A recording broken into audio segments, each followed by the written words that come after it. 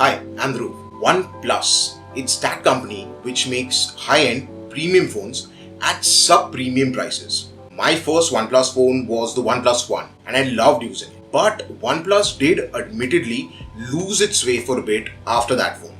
And really the only phone after that from OnePlus which got me excited was the OnePlus 5. The only thing about the OnePlus 5 which I'm not as happy with is the battery life. And this is comparing it to the other mid-range phones which are available on the market today.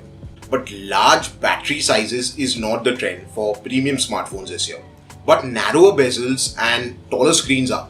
And that's why when OnePlus decided they needed to give the 4-month-old OnePlus 5 a makeover, that's what they revamped. That thin black border around the revamped OnePlus 5T makes the phone feel very 2070. But the bezels of the OnePlus 5 weren't something that kept me away from that phone. They also really weren't something that annoyed me after buying the phone.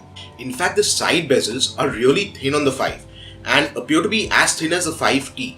It's basically the top and bottom bezels that are shrunk to fit that taller 18:9 display. I haven't had a chance to use the 5T, but offhand from seeing everything online, one thing that concerns me and also something that's not highlighted is that the 5T doesn't have the same size and dimensions as the OnePlus 5. It's actually a millimeter wider and a couple of millimeters taller. I know that doesn't seem like much and the 1 millimeter extra in wideness shouldn't matter. But what I'm more concerned about here is the height of the display, especially since it's stretched out now. I am all for narrower bezels on phones and I'm sure the 5T screen will look snazzier and more impressive in person. But hopefully this isn't at the cost of handling the phone and being able to reach the corners of the screen. Now, I would like to believe that OnePlus didn't have the resources to be able to put the display they've put in the 5T a couple of months earlier in the 5. Since we've also seen similar constraints hit more experienced companies like HTC this year. But honestly, as an owner of the OnePlus 5, I do feel a bit bummed out that I now have a phone which is just 3 months old and it's already outdated. But I did notice a couple of things at the OnePlus 5 launch that did give me some joy as a OnePlus 5 owner. Number one, the battery size on the 5T remains the same despite it having to power almost a half-inch larger display. And number two, the 5T is not launching with Oreo but with Nougat.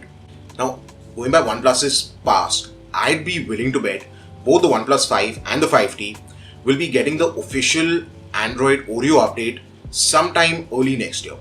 And the next Android P update would be the last major update for both the phones. Now this, along with the fact that the same processor that powers my OnePlus 5 also powers the OnePlus 5T, I don't feel I'm missing out on much. Even the camera on the OnePlus 5 has impressed me quite a lot. Well, that's also because it's the best camera phone I've ever owned. But the only real issue I've ever had with the camera is that in low light photos, there tends to be that slight graininess which does creep into pictures, which you won't see on the highest end cameras like the Pixel 2. Now that is something which apparently the OnePlus 5T does better. So the secondary camera, which earlier let you take the portrait mode shots and let you take photos with 2x lossless zoom, has been replaced with a sensor which still lets you take the portrait shots but misses out on that optical zoom. And what it does in place of that is improve low light performance. But will this camera be able to truly compete against the Pixel 2? You know what, we'll have to wait for the full reviews once they're out. And I'll link a couple of trustworthy reviews down below. I won't be upgrading. And I honestly don't think most OnePlus 5 users really need to.